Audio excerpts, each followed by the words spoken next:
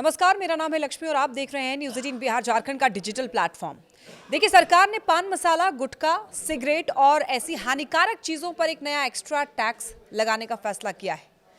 ये सेस इसलिए लगाया जा रहा है ताकि देश की सुरक्षा के लिए एक अलग फंड तैयार हो सके।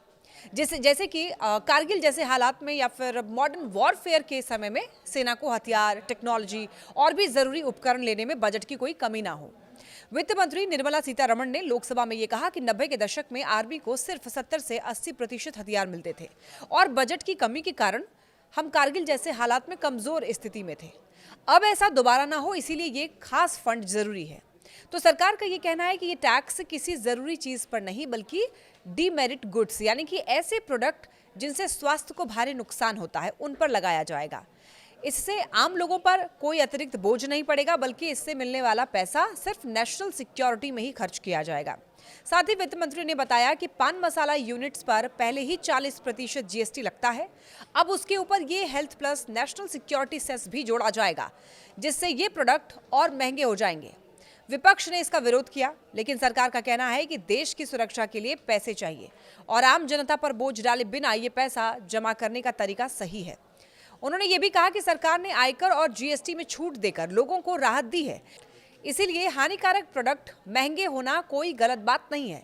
दूसरी तरफ स्वास्थ्य के आंकड़े भी यही कहते हैं। WHO के मुताबिक भारत में हर साल 10 लाख लोग सिगरेट की वजह से मर जाते हैं और अगर बाकी तंबाकू उत्पाद जोड़ लें तो ये संख्या 13.5 लाख तक पहुंच जाती है। यानी हर साल एक छोटा शहर तंबाकू से खत्म हो जाता है।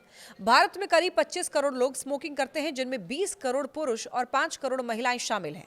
वैज्ञानिक शोध ये बताते हैं कि एक सिगरेट जिंदगी के 20 मिनट कम कर देती है और 10 साल तक रोज 10 सिगरेट पीने का मतलब है करीब 500 दिन की जिंदगी कम। Smoking cancer, heart attack, stroke और अस्थमा जैसे 10 से भी ज्यादा गंभीर बीमारियों का कारण है। सरकार का कहना है कि शराब, सिगरेट से मिलने वाला टैक्स जितना फायदेमंद लगता है, असल में उससे ज्यादा नुकसान इनसे बनने वाली बीमारियां करती हैं। लाखों लोगों का इलाज, अस्पताल का खर्च, आर्थिक बोझ, ये सब मिलकर देश की अर्थव्यवस्था को भारी चोट पहुंचाते हैं, क्योंकि फिल्में और सोशल मीडिया स्मोकिंग को ग्लैमर बना देते हैं। इसीलिए अधिकतर लोग किशोरावस्था में ही सिगरेट की लत पकड़ लेते हैं और यही वजह है कि सरकार ये चाहती है कि ये प्रोडक्ट महंगे हों, कम बिकें और लोग इन्हें खरीदने से पहले 2 बार सोचें।